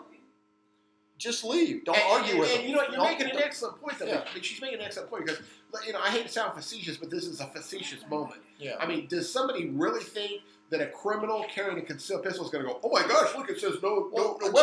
I better go put it back in the car. You know that criminals obey the laws. They obey signs. And all criminals, they go to their local sheriff and they get a pistol permit. And they go to the gun stores and they buy their guns legally. Now, come on. Now, get off these criminals not obeying the law. I'm not saying it has not happened. And everybody knows. I'm not saying it's not happened. But show me, and I'm asking you, show me one of these criminal acts where a person was carrying a valid concealed weapons permit that they got legally that was on. Show me one. And not 3, 4, 5, 1. Everybody knows that by making law-abiding citizens go pay for a concealed permit, you're keeping everybody safe. Because by having that permit, you're making all the criminals do the right thing too, and they're going to get their permit, and they're going to buy their guns legally and going through the background check. By the way, here's my facetious face. Oh, by the way, it doesn't happen. I'll give everybody a little secret. This is kind of funny, but I'll give you a little tip out there on that. If you want to, if you say, gosh, especially if you carry a pistol on the side or something like that, not in a concealed like that, you're like, well, I don't really want to not carry a pistol. You know what you do? Is you take your pistol out of your holster and carry your empty holster on your side there, so people look over there, oh, he's got a gun, and have your pistol in your pocket. Here's my point. I don't even worry about those signs anymore. Okay. Like Joe said, the courtroom, and maybe the post office, and lately, I'm in the post office so in and out that I don't even think about it. Sometimes I forget that I'm carrying. By the way, but I don't worry about those signs. By the way, thank you, Linda. The purse with a hidden compartment. Go on Amazon.com because it's the cheapest place to go. Go on Amazon.com and put concealed holsters or concealed holsters for women, concealed holsters in purses, and there's a dozen of them. Miss Pat, somebody who's calling. Yes, we had a person, Tom, called in and said that he's been listening to the show, asked if we had any t-shirts left. I said, of course. So we were going to take him a t-shirt out to Casita, where he lives. And Casita, Georgia, or Casita, Alabama? Casita, Georgia. Georgia. Yeah, he's out in Chattahoochee land. And what is he wanting to know? He was talking about the consolidated government when they consolidated. Yes, 1973. Back then, there's him and another person is arguing on the watch about what the consolidation meant, and actually, well, we consolidated the city and county of Columbus. Muskogee County and City of Columbus consolidated in 1973, and there actually was a 10-year, which has been continuously extended. There was a 10-year plan on some things that were supposed to happen, and one of those things, and I've got a copy, by the way, and you can go down to the library, they've got a copy down there. It's free access.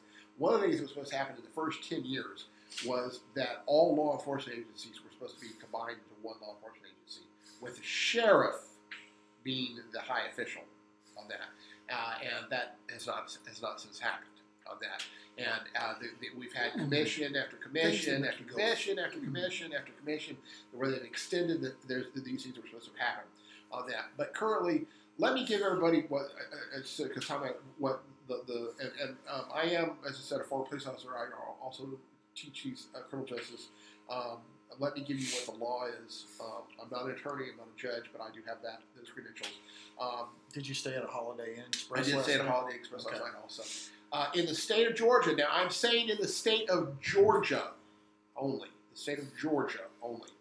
And this is very important because it's state to state. Alabama is different than Georgia. In the state of Georgia, if you are not a convicted felon or under a restraining order for domestic violence, you may carry a handgun, rifle, shotgun, whatever you want in your car, your home, or your place of business without a permit.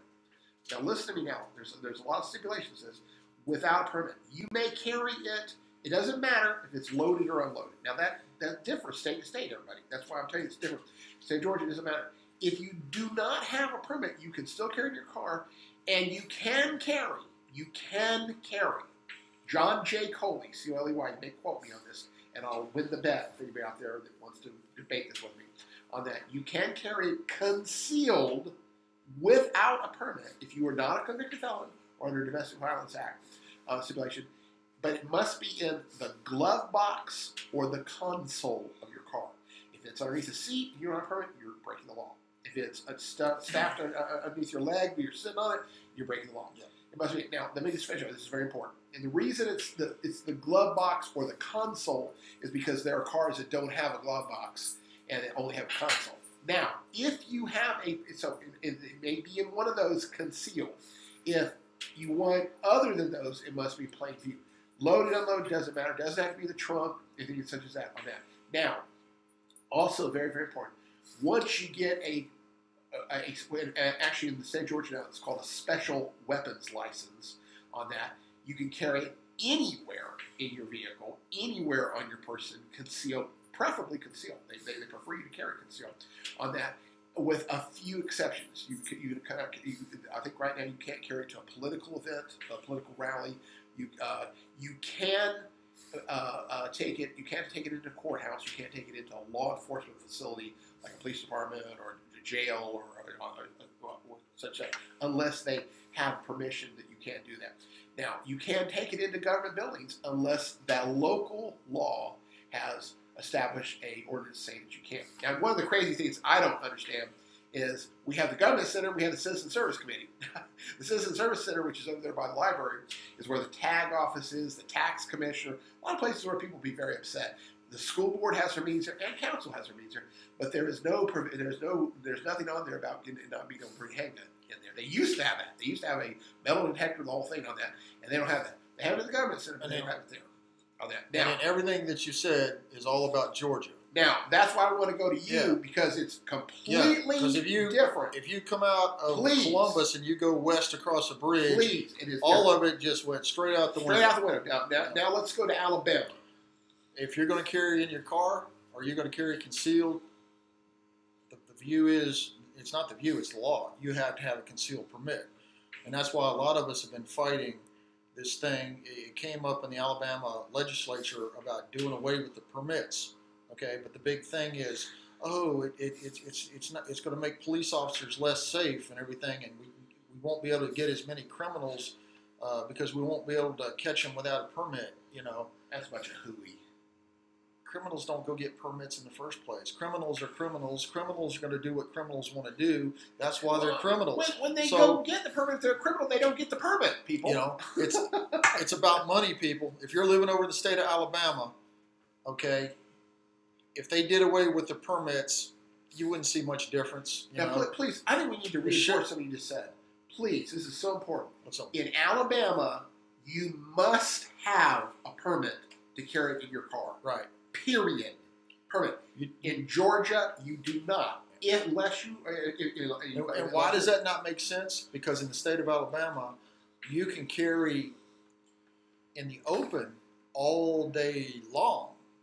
And you don't need nothing. Can I interject something there? It's not until you get cold in the wintertime and you put on a coat to stay warm and cover up the gun, or you decide I need to get in my car with the gun, then you got to have a permit. That doesn't make any sense. And it's crazy. Now, and here's something I need to interject, okay? And I get a lot of flack from this. I teach handgun law, okay, everybody? I teach this. With all these changes that just this came into effect in 2012. Okay? Now, what he just said, listen to how confusing it gets. It used to be in the state of Georgia that you could carry a handgun in plain view, they call it open carry, without a permit, as long as you wear it. No more. If you're carrying a handgun, period, outside of your vehicle, home, or your place of business, outside of your car, your home, or your place of business, you must have a permit. Because there's no such thing called a concealed weapons permit. And I'd like to tell everybody why that is. Can I tell everybody why that is? Because I think y'all will find this funny. Is it why is it that now it's called a Georgia weapons license, carry license? And I'll tell you why this is. And it's really funny. And by the way, this is property of the state of Georgia. On that, a Georgia weapons carry license. Why don't they call it a CCW? It's okay. You know why?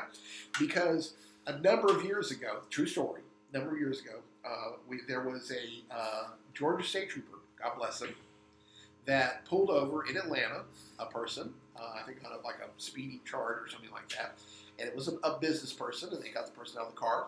The person had no criminal record of any kind, and the Georgia state trooper, very, in a very friendly manner, said, "May I see your, credentials?" And he showed him his driver's license and stuff like that, and he saw, when he opened up his wallet, that he had, at that time, it was called a firearms permit. A firearms permit is what it used to be called before this one. And what they did, he said, okay, are you carrying a gun? He goes, yes, I have it in my console over there. It's my pistol. He goes, may I see your permit? And he said, yes. He goes, okay, you're good to go. And then the driver put his foot, he was wearing a boot, up on what do you call it?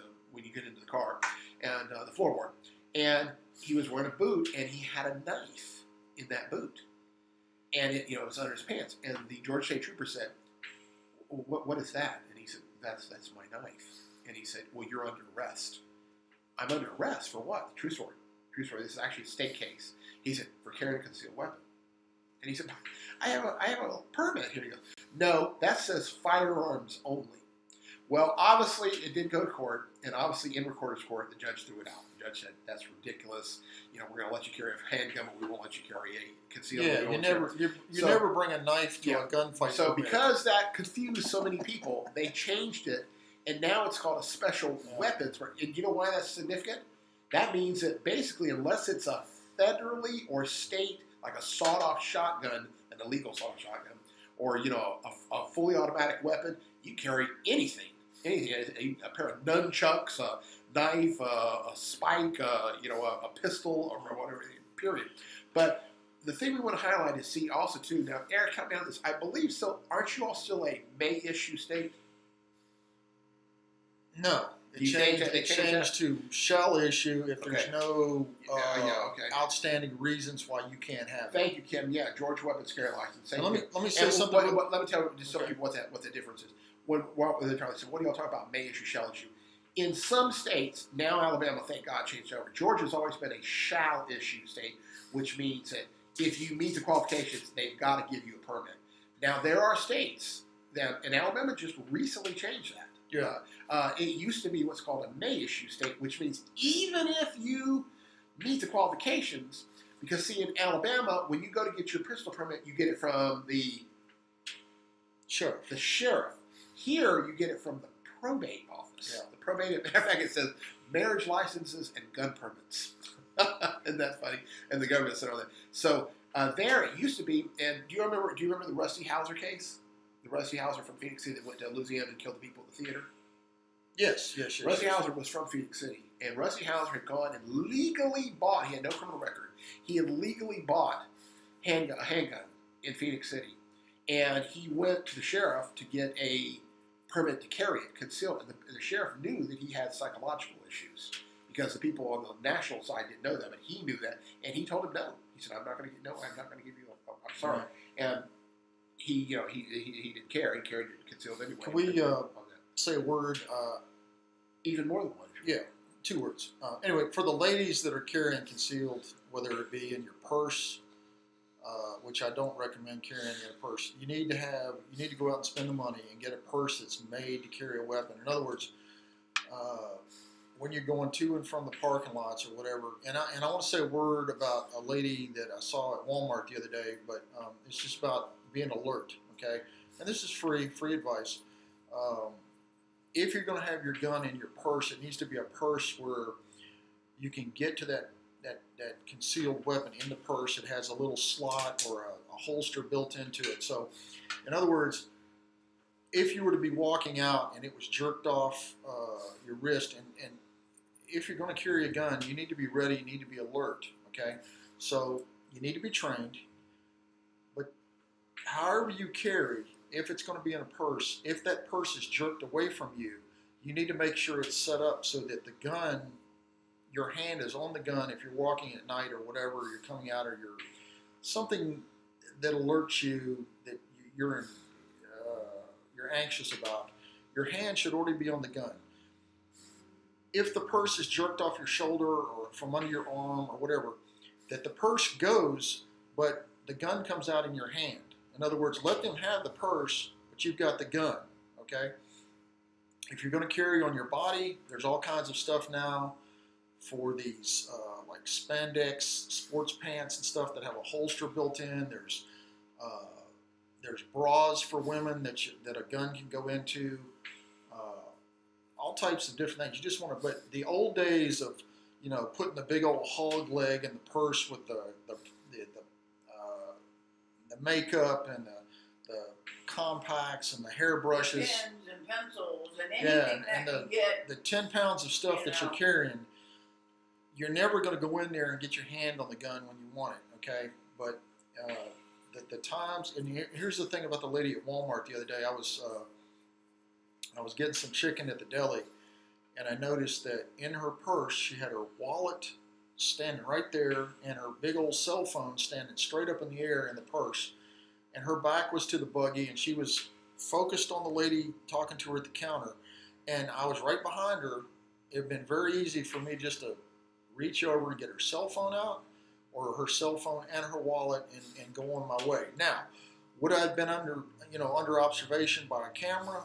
Quite possibly, but I don't know, how much they would have seen, because we know a lot of these businesses, the cameras are yuck. They've got spider webs over them. They haven't been wiped off in years. And to be honest, these cameras aren't that good, because you see these images from the Circle K's and the other stores, the gas stations, and sometimes you can't tell if it's a man or woman. You can't tell if they're black or white, and terrible images. So I think, for the new businesses, there ought to be maybe some kind of ordinance out there that states you have to have a certain type of camera that provides a good. And I will tell you, the Walmart is starting to put more cameras in the entranceways so that they get pictures of you coming and going to identify stuff. And while we're on this subject, it's something we touched on a couple of weeks ago, but I'm coming back to it because we keep having the high-speed chases. And I'm saying again, go ahead and steal this idea, okay? The politicians, the mayors, the city council people, we need to push for tougher sanctions against people that run from the police and endanger the public and endanger our public safety people. If you run from the cops, there should be a mandatory, you lose your license for a year or two, heavy fines and jail time and community service until it's so painful that we don't run from the police anymore. I agree 100%. I just want to add one thing. Kerr asked, he made a very good point. I'm going to read the actual Georgia code so people don't say that was Joe's opinion on that. The Georgia code. Okay. Georgia, this is on carrying, where you carry. This is with a permit. With a permit. Georgia OCGA 1611-126. This is the state code of Georgia. Section G, notwithstanding code section, a person with a valid weapons carry license, now listen to this, may carry a weapon in all parks, historic sites, or recreational areas as defined in code section 12310, including all publicly owned buildings located in parks, historic areas, and recreational sites, wildlife management areas, public transportation, provided a person shall not carry a handgun in a place where it's prohibited by federal law. Quote, a courthouse means a place occupied by judicial courts containing rooms in which judicial proceedings are held. Government buildings, building in which government entity is located, a building where government entity meets its official capacity. Any office, agency, authority, department, commission, board, body, division, instrumentality, or institution of any state or county, municipal corporation, consolidated government, or local board of education. Now this is important. This is important because if people want to know what the law is on that, okay? All right, it says you cannot carry it if you are in a public, but if you're a non-licensed holder. If you're not, you cannot carry one in a courthouse or a jail or prison, a place of worship unless allowed by the place of worship, any mental health facility, persons or premises of a nuclear power facility, we have one in Georgia, within 150 feet of a polling place. I've always wanted to hang out at a nuclear power plant. And this says, so what I'm saying is that even the Georgia Code section says that we can even carry it in government buildings. Yeah. And a quick word on along those lines. If you're traveling from from conservative states to some of these liberal, off-the-wall states, like there was just a guy, I guess he had a 30-round magazine in some of his his checked-in baggage or his carry-on baggage or something. But he was going through an airport. He got to, I guess, New York. And New York has a ban right now on 30-round magazines. They do. And they arrested him. So if you're going to be traveling in some of these libtard states, I'm just going to say that. If it offends you, I'm sorry, but libtard. You need to check on what the law is about going through their state. And some of them are getting more progressive, and they allow you to travel through, but there's still restrictions. Some states say no loaded weapons, ammunition, guns separate, locked in a box, locked in the trunk, blah, blah, blah. But then you got to check the concealed permit laws. Like, I can go all over the South with my Alabama permit, which I don't have to pay for, by the way. If you're a retired veteran in the state of Alabama, you no longer have to pay for your permit, okay? But like if I go up to Virginia, which I was born and raised, my Alabama permit is not good in the state of Virginia. I would be violating their law. Got a lot of relatives up there. Do I let that stop me? No, not generally.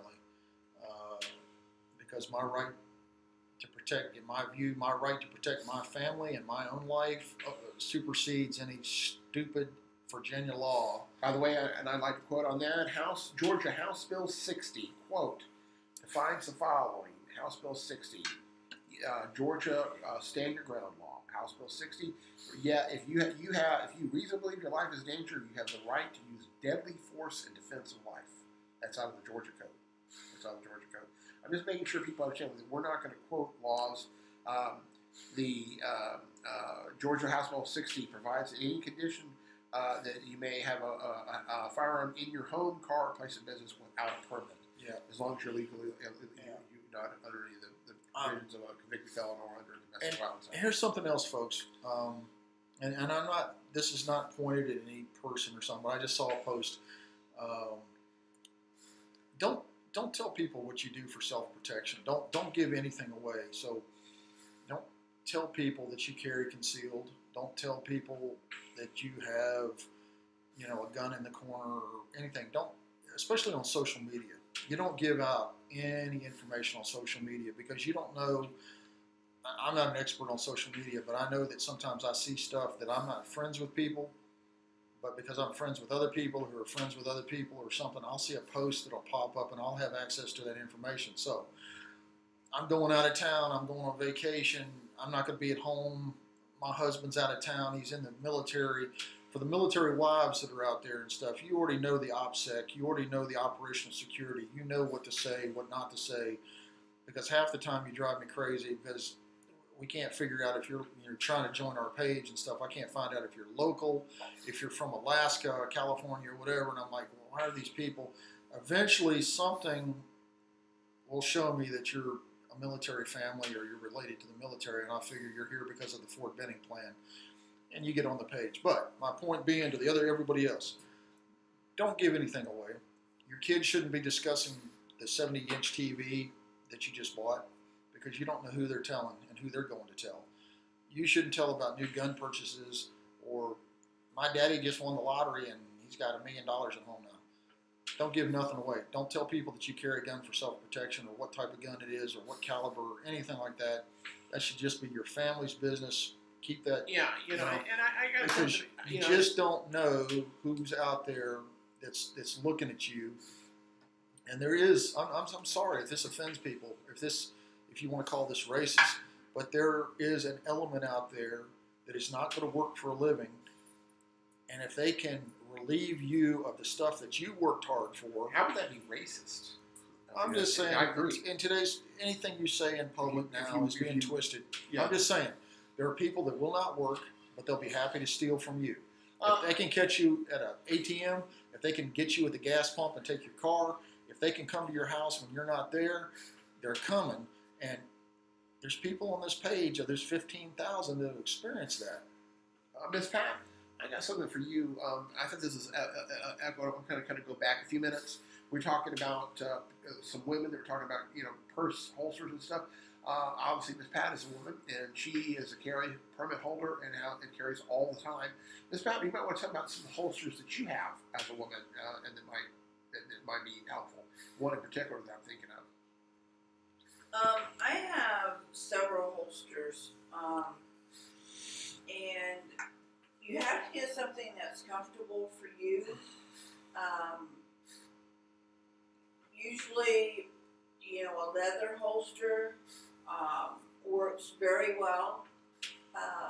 There's some cloth holsters that aren't as rigid as the leather ones that work well. There's also ones that you can stick down in your pocket, and they look almost square when you put them in your pocket, so they don't look like an outline of a gun or anything. and they're rubberized Well said, Drew. so they do not slip. You know, when you go to take your gun out, it's the holster stays in your pocket. It doesn't come out with the gun. Also, they have several different varieties of what they call an elastic waistband Or belly holster. band is what most people call it. Yeah.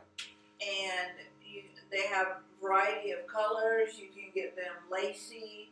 You can get them just the elastic kind. It has And it almost like it's a battery. It's elastic with Velcro. It fits around your waist, and then it has the pocket in it, and you wear that. You can wear it under here at the front. You can wear it at the side, and that way you always have it instead of having to like dig in a purse. They do have also on those. They have pockets that you can put an extra magazine.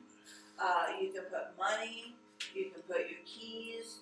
But also there's a place for your gun, and most of them have a strap. It's not leather or anything. It's just a strap that goes over Velcros, and that way it keeps your gun in place. So when you go to the restroom or whatever, you don't have to worry about it, you know, flipping out of your pocket or whatever. You know, But we do have Ginger has some comments. She said, never carry the gun in a purse. That's what thieves want. I have a waist belt that can be worn with anything, under or over. I have a gun purse. They only accommodate certain guns.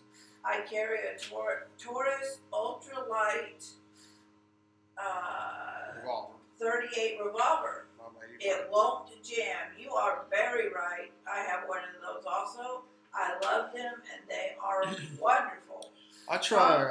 Tom says, hang on. Tom says, should charge them by Homeland as a terrorism or something like that, Eric. I agree. I think that's something earlier or something. Yeah. I don't know, I always try. You know, I've tried to carry my shotgun in my pants, but it's just too painful. You know. I try to carry concealed, you know, and it just doesn't work. So I usually stick with something else. And that's, you know, that's your prerogative to do that. But to me, if I carry a purse. I also carry my oxygen around, but I'm not going to put my gun in my purse. I say if I'm going to carry a gun, I'm going to carry it on me, and you know. And you have to plan, ladies. If you're coming out and you've got your hands all filled with bags, say at Christmas time, how in the world are you going to get to the gun? Okay, you've got to leave your gun hand pretty much free. Your head needs to be on a swivel. You've got to see the threat to be able to react to the threat. Okay, and there's just a whole lot of stuff that you need to think about, and you need to get with someone that can tell you what you need to be thinking about, and you need to war game this, and you need to practice. There's no reason why you can't practice walking out and just putting your mind through certain scenarios. Okay, I'm coming up to the door. I need to get my keys out. Oh, somebody's running up behind me. What am I going to do? Or I'm starting to sit down in the car. What am I going to do? Can you get to the gun when you're sitting down? Can you get to the gun in the purse? Is your purse set up that your purse could be jerked away, but you come out with a gun? They've got little slots cut in. Whole lot of stuff that you need to think about, and you need to war game it, because the time to start figuring this stuff out is not when it happens to you for the first time, because it's not going to work out well for you, you know. And you need to get out there and practice. Okay, just going out and buying a gun and going to a certain shooting range or something locally one time on a Monday night is not preparing you for when somebody comes to hurt you. Well, you know, Okay. I'm going to interject here for just a second and a little promo for somebody. Just to let everybody know out there, because he won't do it himself, Eric is not only a retired NCO and professional soldier and a former law enforcement officer, he also teaches instinctive combat shooting and self-defense on that, and he does this individually. He'll do it with a group. He can meet with you here at the ministry house or wherever you need to, and work with you. He's done this quite a bit, and I would highly recommend. Pat and I took a course from him, which was very, very helpful to both of us. That's another thing that happens. That's one thing that happened to me is that I had been in law enforcement in 15, 20 years, and you think, oh, I learned that 15, 20 years ago. I'm always.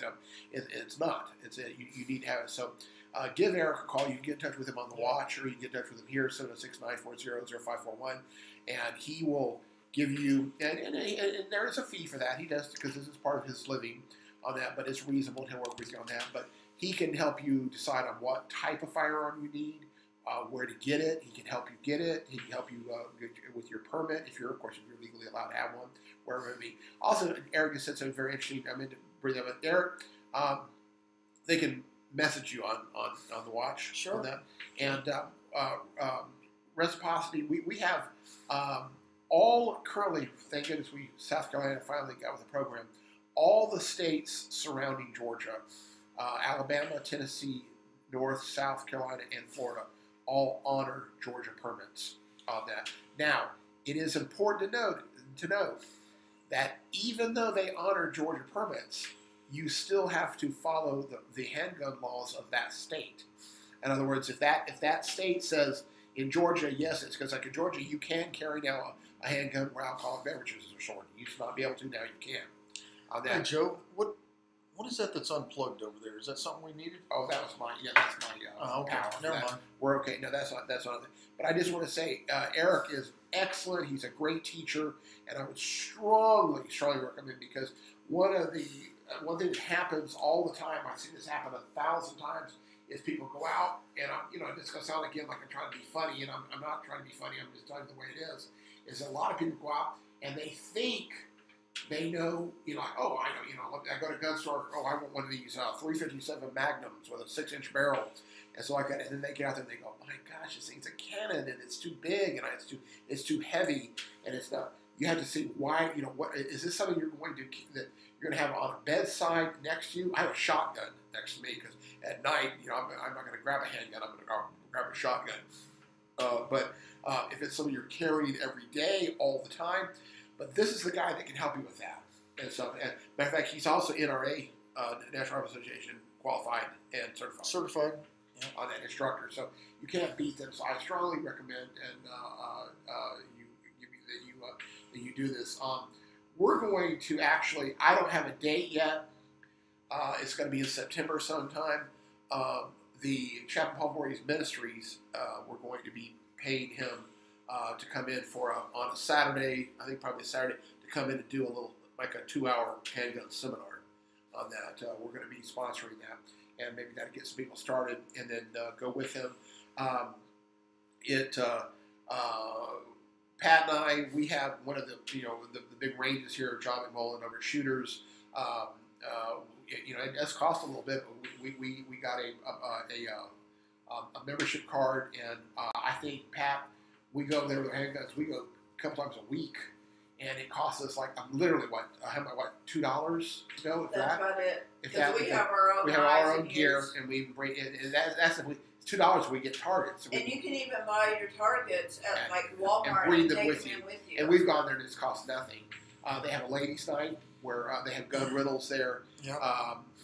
Robbie Whitten, Money Miser, great people out there. D.L. Moore, the Express Pond out on Mr. Tim over in Phoenix City at the Money Miser. That's part of the Robbie. And she just said something about targets. Let me tell you, ladies, you can go to Walmart and get you a whole bag of targets real cheap. Just get you some cheap paper plates.